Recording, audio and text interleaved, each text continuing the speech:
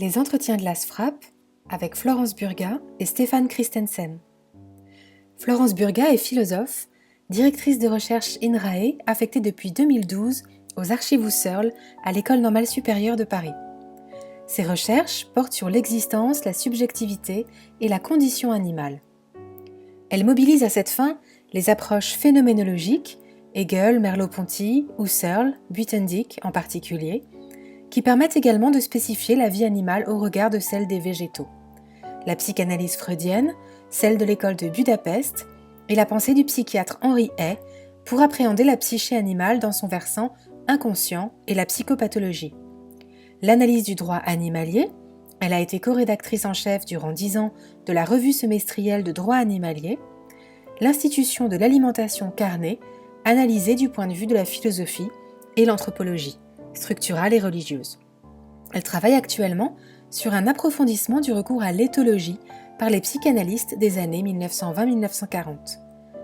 Parmi ses ouvrages, nous citerons Liberté et inquiétude de la vie animale, paru chez Quimet en 2006, Une autre existence, la condition animale, paru chez Albin Michel en 2012, L'humanité carnivore, paru au Seuil en 2017, Être le bien d'un autre, paru chez Payot-Rivage en 2018, Qu'est-ce qu'une plante, essai sur la vie végétale, paru au Seuil en 2020, et L'inconscient des animaux, une lecture freudienne, paru au Seuil en 2023. Stéphane Christensen est philosophe, professeur d'esthétique à la Faculté des Arts de l'Université de Strasbourg et doyen de cette faculté depuis 2021. Son enseignement porte sur la théorie de l'image, la question du sensible et du corps, à partir de la phénoménologie de Merleau-Ponty et de Maldinet, entre autres. Ses recherches se situent aux lisières de la phénoménologie, en dialogue avec la psychanalyse, la schizoanalyse et la pensée environnementale ainsi que l'écoféminisme. Il a publié récemment la traduction française de Becoming Animal, An Earthly Cosmology de David Abram, Devenir animal, une cosmologie terrestre, aux éditions Dehors, et termine actuellement un ouvrage à paraître en anglais chez Palgrave Macmillan, portant sur la conception de l'inconscient chez Pierre Marty, Françoise Dolto et Didier Anzieux, intitulé L'inconscient intercorporel et l'intégrité du sujet. Parmi ses précédentes publications, nous pouvons citer Parole et subjectivité, Merleau-Ponty et la phénoménologie de l'expression, paru chez Holmes en 2010, Jean-Luc Godard philosophe, paru aux éditions L'Âge d'Homme en 2014, et La machine sensible, paru chez Hermann en 2017. Alors, on a dit qu'on commençait avec cette locution étrange de devenir animal. Qu'est-ce que ça peut vouloir dire à partir d'abord de vos travaux, Florence, mais aussi de votre lecture de ce livre de David Abram que j'ai traduit? Alors oui, parlons de ce livre que j'ai beaucoup admiré d'abord par sa poésie. Je trouve qu'il y a une très grande puissance poétique dans l'écriture. Je me suis interrogée sur son titre, au fond, Devenir animal, parce que, comme il y insiste hein, dans tout ce livre, il ne s'agit pas simplement pour lui d'entrer en relation avec les animaux uniquement sauvages, et j'aimerais qu'on y revienne dans l'entretien, parce que voilà, là j'aurais des questions peut-être à poser, mais aussi, il le souligne hein, avec les plantes, les rochers, enfin, des éléments qui, a priori, non seulement ne sont pas des animaux, mais dont il souligne l'expressivité. Hein. Il dit bien à un moment donné que cette expressivité des choses du monde n'est pas limitée aux êtres humains ou aux animaux. Donc il est vrai que j'ai été un petit peu étonnée par ce titre. Est-ce que cela signifie que selon lui, il faut que l'humain parvienne à retrouver l'animal en lui, ce qui est pour moi une expression très problématique, pour être sensible à toutes ces altérités? J'imagine que c'est ce qu'il veut dire, mais en réalité, son effort consiste aussi à devenir un rocher, devenir une branche, devenir du vent, devenir... Donc voilà, ce titre Oui. ne me semble pas aller de soi. Bon, je vais essayer de devenir David Abram déjà. Non, moi, enfin, un des aspects qui m'a vraiment attiré, intéressé dans son entreprise, c'est effectivement la prise de conscience de notre animalité d'humain, c'est-à-dire de partir de ce postulat fondamental que nous autres humains sommes aussi des animaux à l'instar de tous les autres animaux, et qu'il n'y a pas lieu, donc dans ce sens-là, c'est aussi une question que vous avez abondamment discutée dans beaucoup de vos travaux, qu'il n'y a pas lieu du tout d'instaurer une différence radicale entre les humains et les animaux. Donc devenir animal en ce sens-là, ça devrait plutôt être prendre conscience que nous en sommes aussi, nous des animaux. Et bon, ça c'est un premier élément de réponse, et je crois pas tellement qu'il s'agit de devenir autre chose que notre propre animalité. Par contre, prendre conscience de notre animalité, c'est-à-dire notre corporéité sensible, et donc aussi de notre dépendance à l'égard du milieu dans lequel on se trouve, ça entraîne, ou ça implique effectivement de devenir sensible et capable de sentir et de percevoir les puissances autres qu'humaines. Le vent, la présence un peu choquante impressionnante d'un rocher tout à coup au détour d'un canyon, etc. Donc c'est pas dans l'idée qu'on devrait devenir toutes sortes d'autres choses. C'est que en exerçant notre corporéité dans toute son extension, dans toute sa ses capacités de sentir, hein, il y a beaucoup le mot, ce que j'ai traduit par capacité de sentir, le mot sentience, on développe, ou on retient peut-être, parce que c'est aussi, juste encore une remarque, vous avez remarqué dans le chapitre sur la maison, il décrit sa fille, bébé, qui a grandi dans une maison, et après il enchaîne avec une réflexion dans leur maison, et puis comment justement l'espace de cette maison s'est aussi structuré autour de la perception par cette petite fille de sa première année de vie, ou ses premiers un an et demi, 18 mois de vie environ. Et il enchaîne avec une réflexion sur mais qu'est-ce que ça donnerait si en tant qu'adulte on conservait cette espèce d'animisme fondamental de l'enfant, qui spontanément, sans y réfléchir, perçoit les poutres de la maison, les chaises, les murs comme des puissances actives en fait. Et donc c'est un peu à partir de cette réflexion-là, donc notre corporéité sensible, c'est cette spontanéité de percevoir les autres acteurs de l'environnement comme des puissances actives. Et voilà. C'est en tout cas c'est comme ça que j'ai compris son propos. Oui, c'est vrai qu'il est très clair là-dessus. Enfin, il fait une critique importante de, je ne sais pas comment il appelle ça, on pourrait l'appeler la rationalité occidentale et tout ce qu'elle a permis aussi d'obtenir. Et il ne le méprise pas du tout, en fait. Hein. Il dit que, bien sûr, il est tout à fait conscient de tout ce que ça nous a apporté, que lui-même est pris aussi dans ce monde. Donc c'est ça ce qui est frappant aussi chez lui, c'est sa capacité. Peut-être c'est parce qu'il est lui-même, ou il fut prestidigitateur, mais c'est cette capacité à habiter plusieurs mondes à la fois donc ce monde de la technique, hein, donc il dit, voilà, j'ai moi aussi un ordinateur, une voiture, etc. Ce monde qu'on peut appeler celui de la sensibilité retrouvée, qui a été recouverte par cette autre manière de voir les choses. Et puis lorsqu'il y a ces récits, lorsqu'il part vivre chez les chamans, et là aussi peut-être on pourra y revenir. Donc il a une capacité à habiter plusieurs mondes à la fois. Ça on le perçoit. Et donc c'est cette capacité aussi à se laisser toucher par différentes Oui, choses du monde. il met en parallèle des descriptions d'espaces qu'on dirait naturels, comme par exemple je ne sais plus dans quel chapitre c'est, cette expérience de quitter l'autoroute et puis se mettre simplement en randonnée à travers des collines, avoir l'impression qu'on commence la randonnée, la colline d'en face n'a pas l'air trop loin, et puis en fait on s'aperçoit, on descend en fond de vallée, puis on s'aperçoit que en fait c'était plusieurs heures sans doute de marche alors que ça paraissait juste en face au départ, et ces sensations de distance. Et puis en parallèle avec ce type de description d'espace, disons, non habité, naturel, entre guillemets, il y a aussi des descriptions d'espaces urbains. Oui, Comment c'est vrai. le vent parcourt les avenues toutes droites de la grande ville américaine. On peut penser, enfin, n'importe quel downtown d'une grande ville, ou comment il décrit la spécificité de l'ambiance d'une ville comme Prague, par exemple.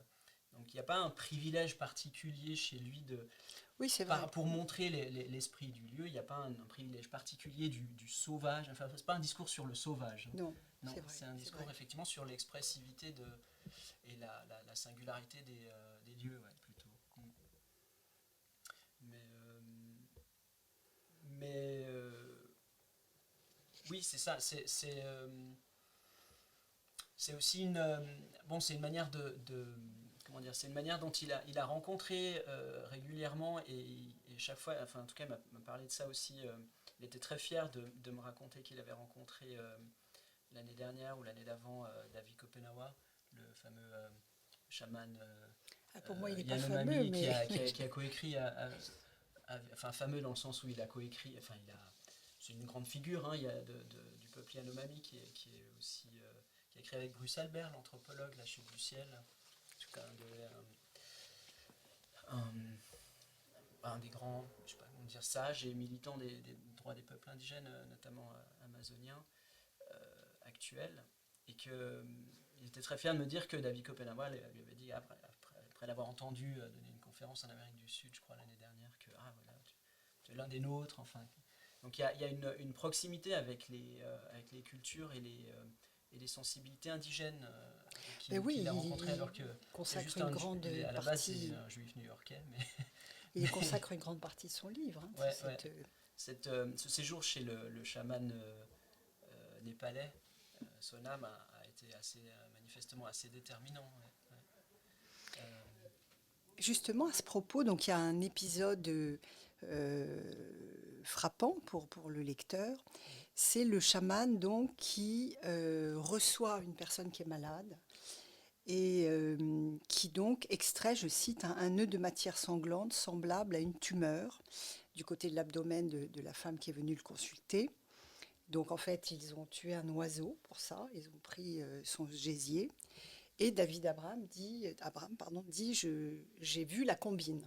Bon, puisque lui, prestidigitateur, finalement, il a vu que le chaman fait croire à cette femme qu'il a extrait sa tumeur. En réalité, il ne s'agit pas de ça. Donc il y a une espèce de subterfuge. Et bien sûr, ça rappelle un scandale qu'on a appelé des médecins philippins, peut-être dans les années 70 ou 80, qui était tout à fait similaire. Donc ces médecins recevaient des patients et comme ça, de la même manière que ce chaman leur présentait un morceau de chair en leur disant, bah voilà, j'ai extrait de votre corps le démon qui a créé la tumeur. Et donc il dit, bien sûr, le lecteur occidental pourrait croire que le chaman a trompé le patient. Et bien sûr, il est difficile de ne pas se dire qu'il a trompé le patient. Bon. Mais lui dit non, il a trompé le démon. Et là, pour moi, il y a un peu un passage à la limite. Voilà. C'est est-ce que vraiment, euh, est-ce que vraiment il adhère complètement à ce discours et est-ce que le chaman lui-même adhère vraiment à ce discours? Voilà. Et bien sûr, ça fait penser à comment dirais-je, à une espèce d'efficacité symbolique, hein, presque psychanalytique en fait, où on dit, bah, écoutez, voilà, le mal qui vous habitait, je le sors, il est là. Et est-ce que l'un comme l'autre croit vraiment à ce qu'ils disent croire? Voilà, ça m'a un peu... Oula, oui, Parce que ça c'est vraiment une ça avait question été vertigineuse, vraiment hein, cette ouais. espèce de scandale. On avait dit ces médecins, et peut-être qu'en fait, il y a eu une vertu un peu placebo, et que peut-être ces médecins charlatans peut-être ont-ils soigné un certain nombre de gens qui se sont dit, ben voilà, on a extrait cette tumeur et qui, du coup, recouvrer, peut-être partiellement, la santé. C'est pas impossible. Voilà, ça me... Ah, ça interroge, ça Oui, interroge clairement. Euh, moi, c'est ça, c'est vraiment intéressant que vous souleviez c'est en effet un passage vraiment décisif, sans doute, dans toute cette réflexion. Et c'est un passage qui m'a aussi beaucoup frappé. Ça rejoint un petit peu enfin, c'est d'ailleurs parmi l'une des raisons par lesquelles je me suis lancé dans la traduction et la publication et quel de ce travail, hein. livre. Je pense quel travail. Merci. Mais c'est que ça fait déjà un certain nombre d'années que je suis frappé ou intéressé ou intrigué par le traitement qu'on a réservé en Occident, dans nos pays, aux pratiques de guérison traditionnelles. En Suisse, il y a une anthropologue, Magali Yeni, qui en 2008 a publié le Guide des guérisseurs en Suisse romande, qui a été un énorme best-seller, vendu plus de 50 000 exemplaires en quelques années, rien qu'en Suisse romande, hein, un tout petit marché. Elle a donné à travers ça, par catégorie, hein, les magnétiseurs, les rebouteux, je ne sais plus maintenant, il y en a plusieurs catégories comme ça. Et ce sont effectivement des pratiques traditionnelles qui ont été transmises de génération en génération depuis la nuit des temps. Et qui sans doute reposent sur des dons un peu étranges, non, de gens qu'on a souvent pu classer dans du surnaturel ou quelque chose comme ça, ou de l'occulte, enfin bref. Comme le fait de voir dans l'avenir, le fait de sentir, manipuler les énergies, enfin des choses comme ça, mais qui en fait, je me suis rendu compte, c'est aussi quand on avait accueilli une artiste à Utopiana à Genève avec ma femme, Anna Barceglia, qui est un lieu de résidence, on avait accueilli une artiste médium brésilienne qui était aussi proche des milieux du candomblé. Et je me suis rendu compte d'un coup, par ailleurs aussi en lisant les ouvrages de Toby Nathan, que en fait, c'est l'écrasante majorité des peuples du monde pour lesquels l'existence des esprits et de ce genre de choses un peu, enfin d'actions à distance ou de choses comme ça qui paraissent très étranges pour nous autres occidentaux, c'est parfaitement évident. Ça pose pas la moindre question. C'est tout à fait clair. Au coin de la rue, il y a tel ou tel guérisseur ou telle pratique. Et puis, c'est donc ça m'a frappé cette espèce de dichotomie, n'est-ce pas, entre et je me suis un peu interrogé, et puis bon, on peut assez vite faire des lectures, hein. Je pense que l'extermination pendant plusieurs siècles des femmes qu'on appelait sorcières, hein, en Occident, grosso modo entre le 16e et le 15e, 16e et le 18e siècle environ, il y a aussi pour beaucoup la manière dont les hommes se sont arrogés le monopole de la médecine et d'une certaine forme de médecine, une certaine forme de pratique médicale, interventionniste, qui réduit le corps à l'état de machine, enfin bref, on sait bien sur quoi tout ça repose. Bon, c'est un grand détour, mais c'est pour remettre un peu en contexte, en fait, le truc. Alors après, bon, là dans cet épisode, il décrit une certaine technique de ce guérisseur, chaman guérisseur népalais, qui se sert d'un tour de passe-passe face à la famille et face à la personne. Et en effet, ce tour de passe-passe, sans doute, repose sur, peut-être pas la croyance, mais l'évidence de la présence d'un démon. Ça, c'est une autre remarque qui est intéressante qu'en font plusieurs, mais que j'ai trouvé dans le livre de Frédéric Ildefonse, qui est aussi, je crois, chercheuse CNRS, je crois, qui est spécialiste de philosophie ancienne, Oui. Et qui, dans son livre Il y a des dieux, il y a une douzaine d'années, je crois, publié, parle de sa rencontre justement avec le candomblé, et fait cette remarque que, au fond, qu'est-ce qu'on va appeler ça, spiritualité, religiosité, je sais pas, bref, ces mots conviennent pas bien, mais disons, la relation traditionnelle, animiste, avec les esprits, avec le divin, elle n'est pas du tout de l'ordre de la croyance. Ce sont des présences auxquelles on a affaire. Donc c'est pas quelque chose à quoi on croit dans le sens où on fait une profession de foi comme dans le contexte monothéiste. Ce sont des présences Je comprends la effectives, quoi. différence. Ouais. Enfin, je sais bien, vous comprenez, mais Non, non, mais c'est aussi que moi je cherche à essayer Enfin, je trouve ça assez frappant. Enfin, ça m'a beaucoup frappé cette idée-là. Et ça me semble essentiel parce qu'effectivement, si on pense que c'est une question de croyance, donc on est dans cette question du l'effet placebo. Alors c'est parce qu'on y croit oui, mais que ça va marcher. comment le En effet, là, on démon... rencontre toujours aussi le problème qui est. Enfin, d'ailleurs, pardon, je finis juste là-dessus. Non, non, mais on rebondira tant qu'on pourra. Mais c'est très frappant aussi quand on écoute notamment Magali Yenny qui a recueilli des milliers de témoignages de guérisseurs, de personnes qui ont. En Suisse, donc. Hein, Oui, en Suisse romande, oui. Ouais. Enfin, plus particulièrement dans les cantons catholiques de Suisse romande, mais enfin, Jura, Fribourg-Valais, mais aussi un peu dans les campagnes vaudoises. Il y a souvent des cas de personnes qui ont eu un processus de guérison, par exemple une brûlure qui a guéri rapidement après que quelqu'un fait le secret, ait prononcé le secret, et tout à fait indépendamment de leur croyance effective. Ça peut être quelqu'un de parfaitement rationaliste, mais c'est bon, de toute façon, ça ne coûte rien d'essayer, il essaye, oui. Et puis, ok, tiens, étrangement, ça marche quand même. Donc il n'y a pas forcément cette dépendance à l'égard d'une croyance consciente, cognitive, adhésion effective à quelque chose, à l'existence de quelque chose.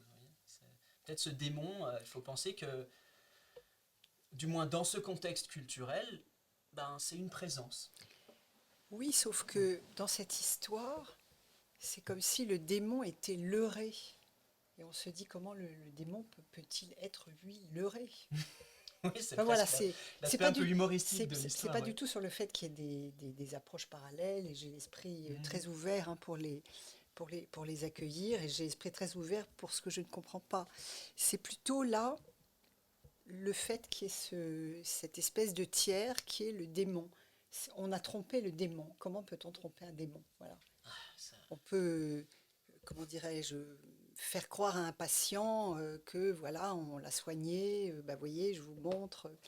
C'est plutôt ça qui m'a frappé. C'est pas le fait qu'il y ait d'autres approches, et j'en conçois tout à fait la logique, et que aussi des gens peuvent de guerre lasse, voyant que, je ne sais pas, pour un psoriasis ou enfin ce genre de maladie psychosomatique, la médecine ne pouvant rien, eh bien pourquoi ne pas aller chez le rebouteux, même en ayant une disposition d'esprit plutôt hostile. Donc ça, bien sûr, on connaît toutes ces histoires-là. Cette histoire qui est relatée me semble particulièrement. Enfin bon, je pense qu'on ne peut pas y répondre. C'est une question moi je trouve une question très intéressante. Ça me fait penser au fait qu'il y a toujours dans l'Église catholique, sauf erreur de ma part, qui suit plutôt de culture réformée, mais dans l'Église catholique, il y a toujours le ministère de l'exorcisme.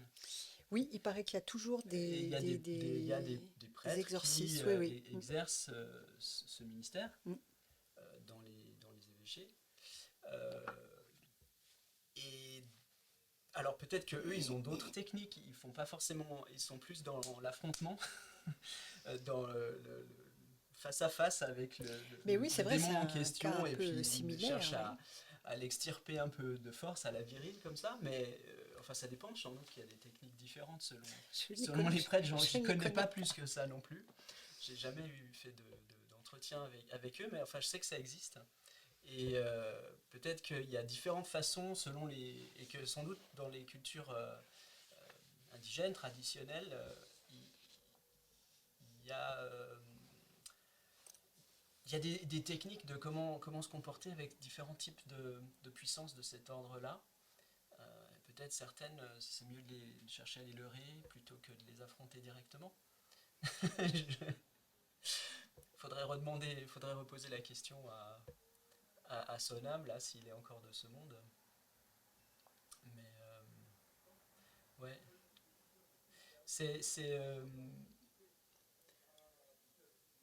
moi je trouve que c'est aussi une des raisons qui m'a poussé à travailler sur ce texte, et puis maintenant à vouloir aussi un peu plus approfondir et explorer un peu les pensées provenant de peuples indigènes. Hein. Il y a pas mal de littérature philosophique, enfin de philosophie qui sort maintenant, notamment d'auteurs amérindiens d'Amérique du Nord notamment, mais aussi d'Amérique du Sud et puis des Australiens. Et puis, depuis un certain nombre d'années, il y a pas mal de... Leanne Simpson au Canada, il y a... je disais ça que je trouve assez important que, et c'est pour ça aussi dans le cadre de la société francophone, pas française, francophone, Dieu merci, de phénoménologie, que ça soit pris au sérieux petit à petit aussi, que ça soit possible et pris au sérieux de s'interroger justement sur la manière, le mode de présence des esprits, puisque c'est pas des élucubrations, c'est des évidences pour l'écrasante majorité des peuples dans le monde, et c'est juste que voilà, dans nos sociétés, ça a été particulièrement réprimé et décrédibilisé, mais voilà, il y a des survivances, quoi. Et peut-être même que c'est une clé pour retrouver le sens de notre propre appartenance, pour un terme qui est revenu beaucoup, hein, Renaud a écrit, Barbaras a écrit là-dessus, notre appartenance à notre milieu, quoi, où il n'y a pas que, enfin il y a toutes sortes d'acteurs, et peut-être aussi des ancêtres, et, Oui, peut-être même des démons. et certainement ce qu'on peut se dire, c'est que il est difficile d'importer dans une culture déjà constituée quelque chose contre quoi elle s'est construite. Et donc je trouve on le voit bien dans ce livre. Lui, voilà, il décide d'écrire ce livre, de faire cet effort, d'y consacrer du temps. Mais précisément dans notre culture qui s'est entièrement construite contre ces autres formes de présence, ces autres logiques, c'est pas facile de Non, les importer à voilà, l'intérieur. pas du tout. Et peut-être même que ça n'est pas possible. Sinon, au titre de démarche individuelle. Et voilà ce qui me frappe beaucoup aujourd'hui dans les travaux, en effet, récents sur d'autres cultures. Eh bien, les auteurs disent, voilà comment il faut penser. Mais comment se faire entendre dans un environnement intellectuel qui, précisément, s'est construit loin ou contre ces formes de pensée. Donc, je me demande toujours où ça peut mener. Voilà. Ouais, ça, Je n'ai pas de réponse, mais c'est une je très pense bonne qu'il y a une question, ça. espèce d'optimisme ou de naïveté chez certains auteurs aujourd'hui, j'ai pas de noms qui me viennent, hein, qui disent, ben voilà, il faudrait penser comme ci, faire ceci, faire cela. Et on a envie de leur répondre, mais oui, mais toutes nos institutions, toute notre manière de penser et d'agir est opposée à cela. Donc, du point de vue anthropologique, quelle est la clé pour devenir absolument autre Ouais. voilà. J'allais dire toutes, non, un seul village résistant toujours, encore et toujours à l'envahisseur. C'est possible qu'effectivement, une des pistes je suggérais juste, c'est déjà d'aller voir quelles sont les survivances qu'il y a dans nos cultures de ces pratiques-là, qui très souvent sont très très marginales. Et puis en effet, prendre conscience sans doute du fait que si on cherche à penser à partir de là, le, ben effectivement, il faut assumer d'entrer dans un champ de tension, quoi, aussi. Que ça va certainement pas de soi. Et que notamment, effectivement, tout notre système productif, tout notre système, une grande partie de l'idéologie dans laquelle on Toute notre vit, médecine, toute enfin notre tout. Donc, médecine, le système productif, il n'y a qu'à voir la dépendance vraiment absolument avérée, objective et tout à fait écrasante, notre dépendance à l'égard des énergies fossiles et de l'extractivisme en général. C'est même pas si on sort des énergies fossiles, entre guillemets, des énergies fossiles, on sera tout autant dépendant de l'extractivisme, puisqu'il va falloir extraire des matières pour produire les batteries, etc. Donc la dépendance à l'égard de l'extractivisme et donc la dépendance à l'égard de la réduction de la croûte terrestre à l'état de simple réservoir de matériaux, tous les conflits qu'il y a notamment en Australie sur la mise en place de mines dans des zones considérées comme sacrées par les aborigènes, c'est Bien sûr. une des manifestations de cette conflictualité-là. Donc, oui, ça c'est. Non, il faut être irénique là, effectivement. Il y a, il y a, euh, il y a un paradigme, c'est intéressant euh, dans les travaux de Viveiros de Castro, l'anthropologue brésilien bien connu, sur les peuples amazoniens. Il y a un peu il y a un paradigme de la conflictualité, comment on dit, l'ennimitié, enfin le contraire de l'amitié, quoi. Ouais, pas l'inimitié, mais le fait d'avoir des ennemis. Enfin, c'est des sociétés qui vivent fondamentalement sur le fait d'être l'ennemi d'eux. Euh, donc sur la possibilité. Alors, c'est pas c'est pas la perspective comme en Occident à l'époque moderne de l'extermination. C'est pas des peuples génocidaires, mais c'est des peuples de Et l'affrontement, quoi. belliqueux. Belliqueux, Belliqueux. voilà, qui sont qui anticipent et qui vivent et qui admettent fondamentalement qu'il y a toujours Et qui font la de guerre. l'affrontement et qui se font la guerre. Non, c'est la question, c'est où est-ce qu'on pose en quelque sorte la limite morale par rapport au mode de cultivation et de prélèvement.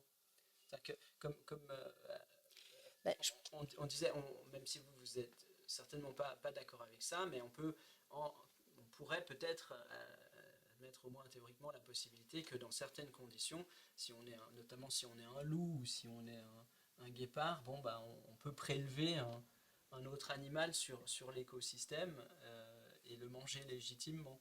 Ou si on est un chasseur-cueilleur dans une société d'il y a 10 oui, 000 ans. oui, bien sûr, Voilà. bien sûr. Euh, Chacun défend donc la question, sa il y a propre. il y a une limite par rapport à laquelle je dis prélèvement, mais c'est peut-être pas du tout le bon Non, c'est terme. le mot des chasseurs.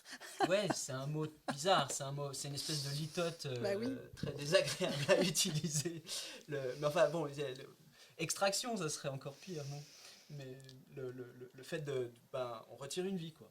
Oui, ben oui, oui, oui, Voilà, oui. on coupe, on coupe un hectare de maïs, les trucs ils poussent plus, quoi. Donc, Oui, mais enfin, pour moi, il n'y a pas un vécu, il n'y a pas un vécu des plantes. Et mm, je comprends pas qu'aujourd'hui, il y ait cette nouvelle philosophie végétale qui ne tienne pas du tout compte de ce critère de la vie vécue. Voilà. Peut-être on y est, nous, phénoménologues, particulièrement sensibles, mais je pense que c'est tellement, enfin, tellement éclairant du point de vue ontologique. Rien ne permet de dire qu'il y a une vie vécue en première personne des végétaux. Et je pense qu'effectivement, on découvre toute la complexité de ce à quoi les végétaux réagissent, du point de vue physique, chimique, ondulatoire. Enfin là, je sors de mes compétences avec la lumière, avec les éléments du cosmos. Probablement, nous ne comprenons pas cette vie qui est tellement loin de la nôtre. Mais je ne pense pas qu'on puisse parler du tout d'une plante comme d'un individu qui est attaché à sa propre existence. mm. Voilà. Parce qu'elle n'est pas unifiée. Parce qu'elle n'est pas. Notamment, Ouais, notamment parce entre qu'elle n'est autres. pas unifiée, parce Mm. que elle est, voilà, parce qu'elle ne meurt pas, parce que, enfin, voilà, je trouve qu'il y a aujourd'hui je sais pas, est-ce qu'on peut appeler ça une dérive, une cécité, un enthousiasme pour, enfin, alors qu'on ne respecte absolument rien, qu'on a cet élevage industriel et que pourrait-il être d'autre pour nourrir toutes ces personnes qui ne sont pas végétariennes. Donc on tape sur l'élevage industriel, mais enfin voilà, il faut bien voir qu'en même temps, chacun l'alimente. Et tout à coup, on se préoccupe des plantes. Donc ça me semble un peu suspect en fait comme préoccupation. Voilà. Bon, en tout cas, je crois pas que David Abrams soit dans Non, ce pas du truc-là. tout, pas du tout, pas du Son tout. animisme est pas Non, non, pas du spécialement tout. centré sur, Ça n'a rien à voir. sur les Je plantes, et fais il pas du prête pas, tout allusion à lui. je crois qu'il est... Non, mais c'était juste pour être sûr qu'il n'y ait pas de Non, non, non, non, malentendu non, il n'y a là-dessus. pas de malentendu. Non, non, non. Son animisme est vraiment assez généralisé. Oui, C'est oui, vraiment une oui. position sur le plan philosophique qu'on dirait panpsychiste, en fait, Oui, hein, tout à plutôt, fait, tout à fait. qu'on trouve aussi ailleurs dans la tradition. C'est d'ailleurs aussi, je pense d'ailleurs, je sais pas, j'ai l'impression que vous êtes aussi un peu sur cette longueur d'onde-là, d'essayer de, au fond, prendre au sérieux la philosophie du dernier Merleau-Ponty, de cette idée d'une appartenance en fait, d'un caractère, d'un rapport expressif de tout avec tout, comme ça. Mais après, à l'intérieur de ça, moi, en tout cas, je suis tout à fait très convaincu par l'idée qu'il faut maintenir des distinctions fortes par rapport aux différents modes d'être à l'intérieur. Il y a des grands groupes.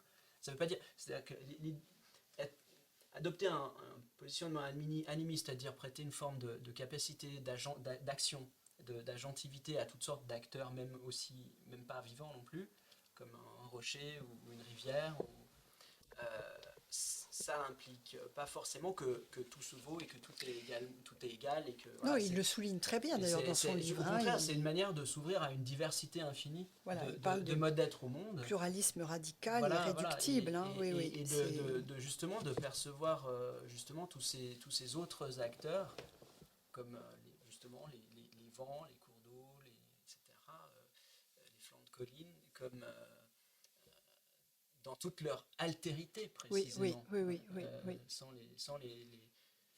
Et aussi, ça c'est peut-être aussi un autre aspect intéressant aussi d'un point de vue, vraiment du point de vue même de la tradition phénoménologique, de les percevoir dans leur imprévisibilité aussi. Donc du fait, et c'est peut-être là d'ailleurs un peu la source de cette perception de ce qu'on pourrait appeler le sacré, c'est-à-dire l'idée que on peut toujours être surpris au détour d'une Il le rivière, quoi. montre très bien, Et ça. ça, il Hein. le décrit Il d'une le belle décrit très façon. bien, oui. C'est ce qui est intéressant, peut-être, je sais pas si on va peut-être... parce que c'est un aspect que je voulais aussi évoquer peut-être avec vous avant qu'on termine. Ça m'a beaucoup frappé, c'est d'ailleurs quelque chose qui m'a frappé avant, mais je trouve que dans le livre sur une autre existence, là, donc il y a une dizaine d'années, Oui, une douzaine. une autre existence, voilà, la condition animale. Euh, vous passez en revue un certain nombre d'auteurs classiques de la tradition phénoménologique, entre autres Lévinas, mais aussi Maldinet et d'autres. Mais plutôt, surtout Merleau-Ponty quand même. Hein. Ouais, mais je parle justement pas de Merleau-Ponty, mais de ces autres-là, figures un peu classiques aussi de la tradition phénoménologique, plutôt ceux qui sont un peu sous l'influence de Heidegger, au fond, pour un peu souligner le caractère presque obsessif de la différence anthropologique chez ces auteurs-là. Ce qui est d'une certaine façon assez étrange quand on regarde en arrière, parce qu'effectivement, la découverte. Déjà, Husserl lui-même n'était pas spécialement anthropocentrique dans sa conception de la subjectivité, considérait que la subjectivité, même transcendantale, pouvait être pas forcément humaine. Voilà. Oui, oui. Il y a des manuscrits qui disent ça assez clairement, je crois. Enfin, je n'ai pas vraiment spécialiste, mais je vois des têtes qui hochent. Et pourtant, enfin voilà, sous l'influence notamment de Heidegger, il y a ce truc-là qui s'est mis en place de manière très très puissante au cours du XXe siècle. Et moi, il me semble que c'est assez important aussi qu'aujourd'hui, dans la tradition phénoménologique, on se donne les moyens justement de faire parler, entre guillemets, ou témoigner ou montrer la coopération et l'inter, comme disait Annabelle Dufourcq dans son livre sur l'imaginaire des animaux, elle parle d'inter-animalité transcendantale. Ça, c'est important, je pense aussi, justement, dans le cadre de la phénoménologie actuelle, de porter cette diversité des subjectivités. Après, on peut discuter dans quelle mesure les plantes ou les fonges aussi peuvent être inclus ou pas. Enfin, ça, c'est une question qui est importante, mais en tout cas, déjà de pas, voilà, de se détendre un petit peu par rapport à cette obsession de ce qui distinguerait nous les autres humains de tous les autres en fait, ouais, déjà.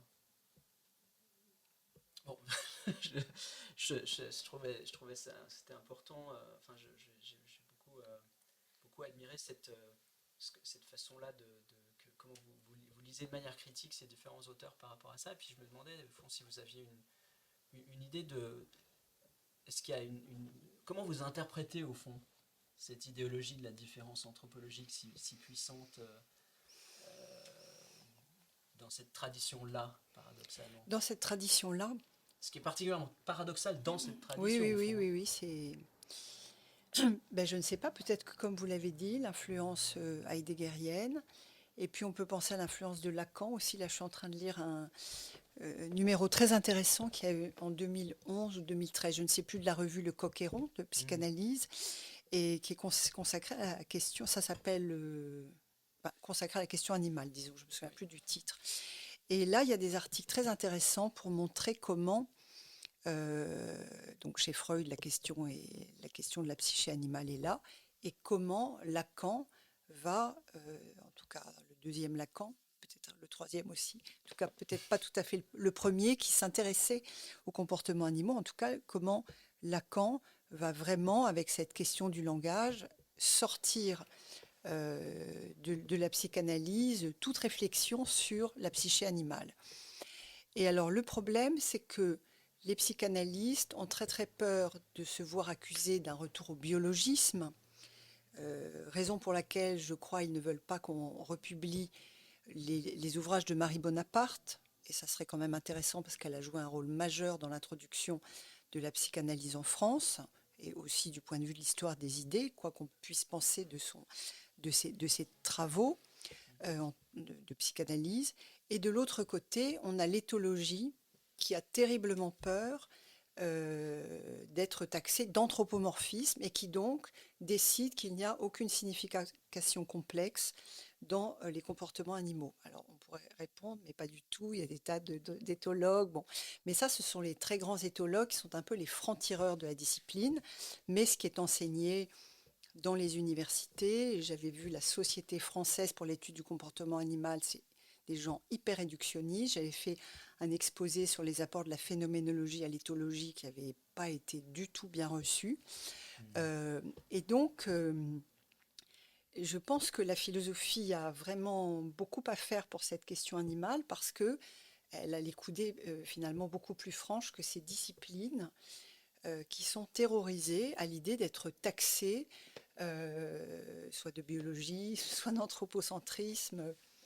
Voilà, donc peut-être il y a ces influences. D'ailleurs, je crois dans la lecture que Derrida fait de l'histoire de la philosophie sur la question animale, il insiste beaucoup, bien sûr sur Descartes, bien sûr sur Kant, mais aussi beaucoup sur Heidegger et sur Lacan comme étant les deux figures au XXe siècle qui ont, d'une certaine manière, terrorisé un petit peu la réflexion sur la question animale. Et qui l'ont logocentrisé, quoi. Oui, oui, c'est ça, tout Si à on peut fait, tout à fait. risquer Oui, oui, tout à fait. une fabrication. Ouais. Donc, Oui, dans ce sens-là, Merleau-Ponty doit. Enfin, c'est aussi mon champion. Hein. C'est un de ceux avec qui on peut vraiment réfléchir à la pluralité des modes de signification et oui, d'expression, quoi. oui. Et c'est vrai que son cours sur la nature dans les années 56-57, où il s'intéresse à Lorentz et à la découverte, comment dirais-je, renversante de la définition de l'instinct-pulsion chez Lorentz, où il montre que finalement, Lorentz a montré avec les comportements avides que les pulsions se déclenchent en dehors des objets.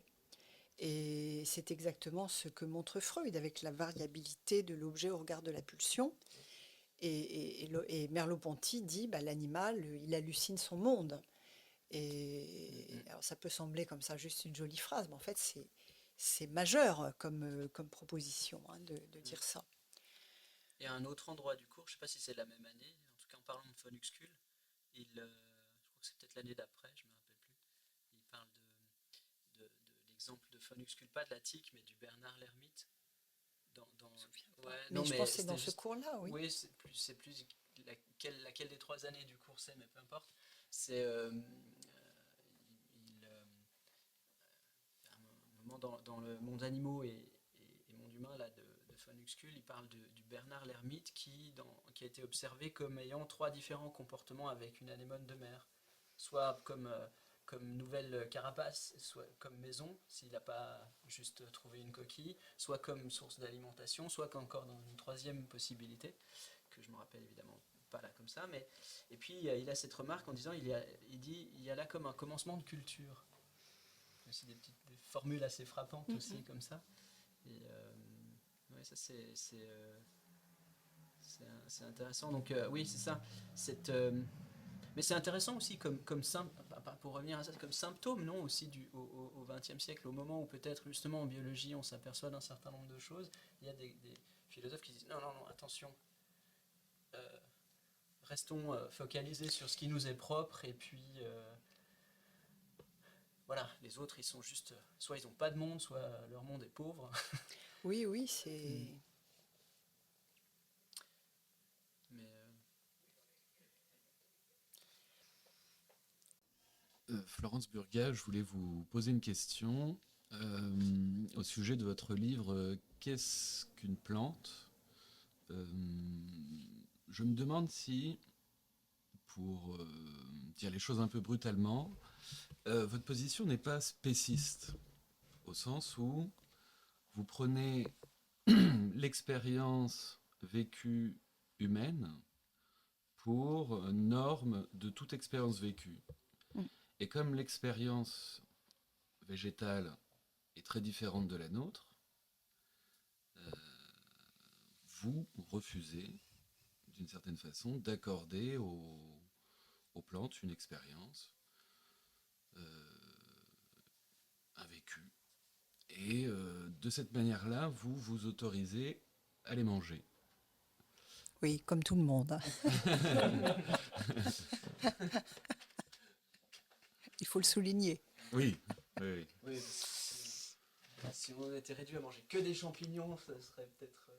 Ah, parce qu'il n'y aurait pas de vécu des champignons? Ils Non, n'ont mais pas c'est d'expérience? juste qu'on n'a pas encore parlé des champignons. Oui, non, mais bien sûr, hein, j'entends cette critique, je la comprends. Je pars effectivement de de cette espèce d'unité psychique qui est celle de l'animal en général, si on peut dire ça, humain compris, pour valoriser au fond cette expérience ontologique. Ça, c'est vrai. Je l'assume parfaitement.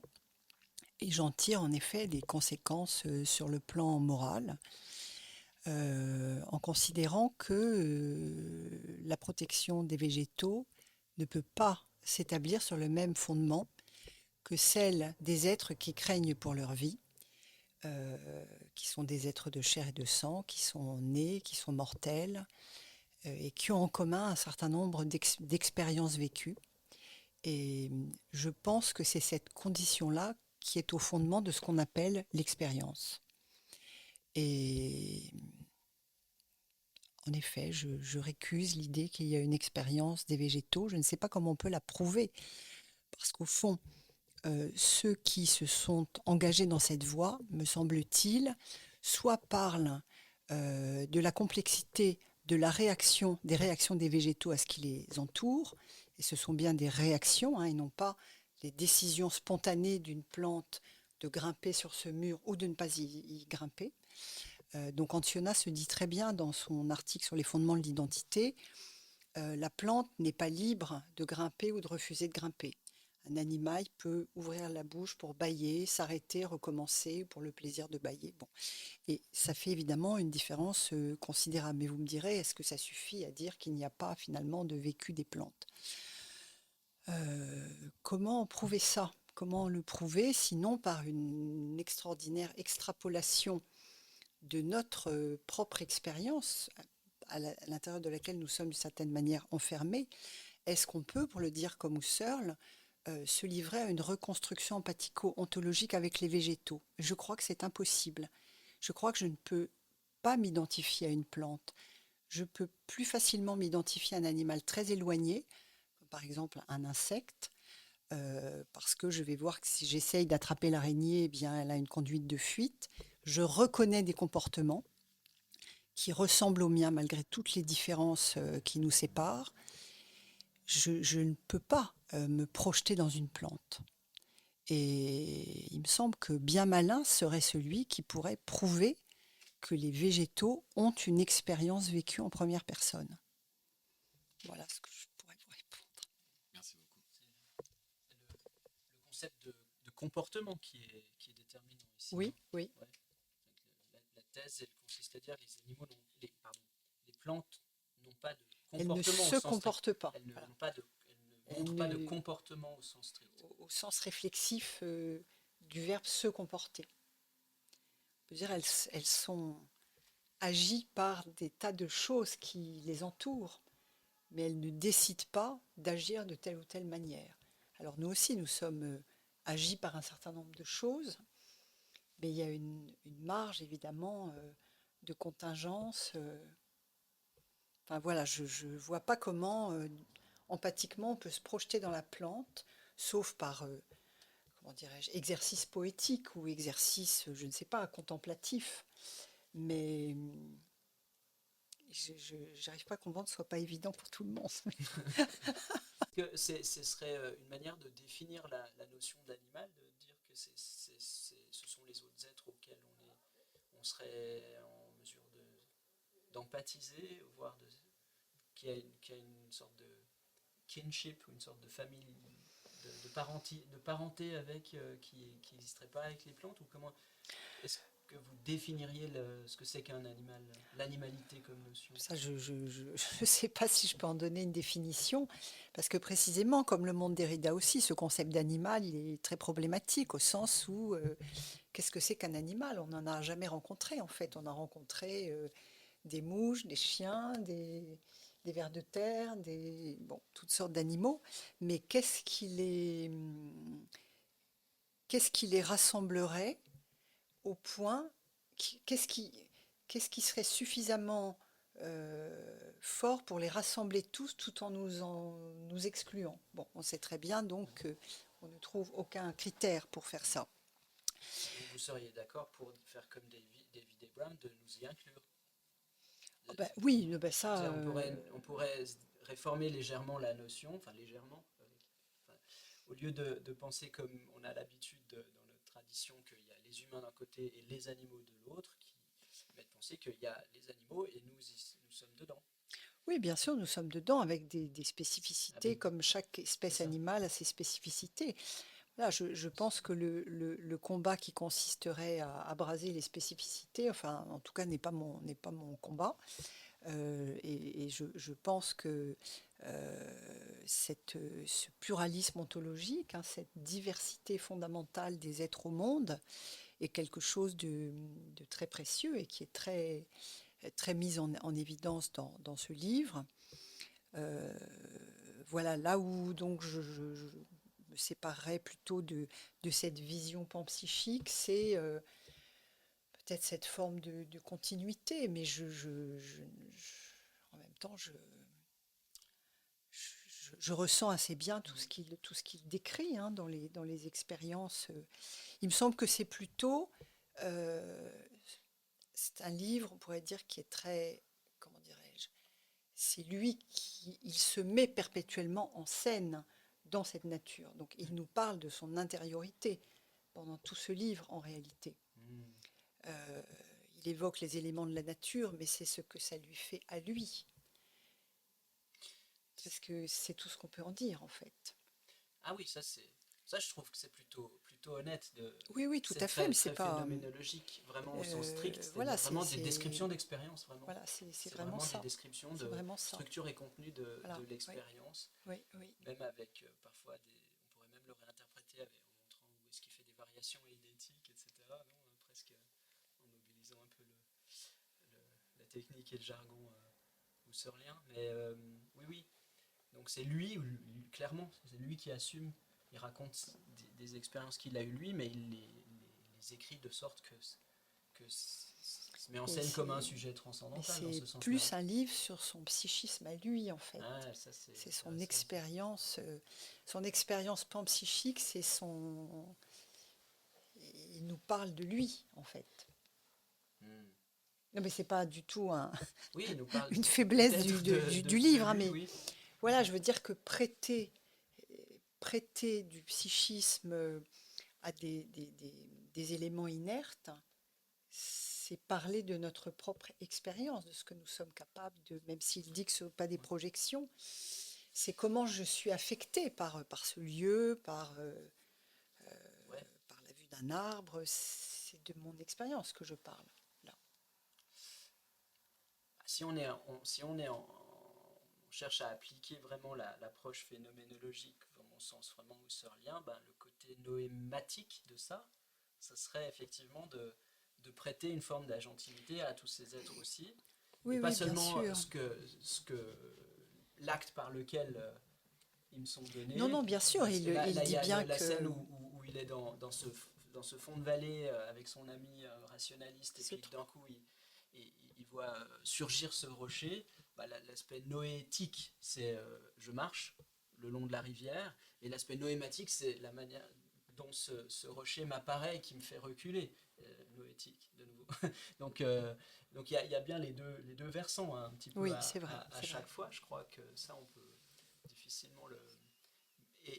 oui, c'est intéressant de voir que, effectivement, enfin, je trouve la thèse selon laquelle ça serait constitutif de l'animalité, c'est-à-dire cette capacité de sentir la manière d'agir des autres acteurs de, de, de l'écosystème, de la même façon je sais pas, un félin qui passe par là, un lynx, ou je sais pas, aussi pourrait avoir un moment d'arrêt devant tout à coup une surprise de la topographie.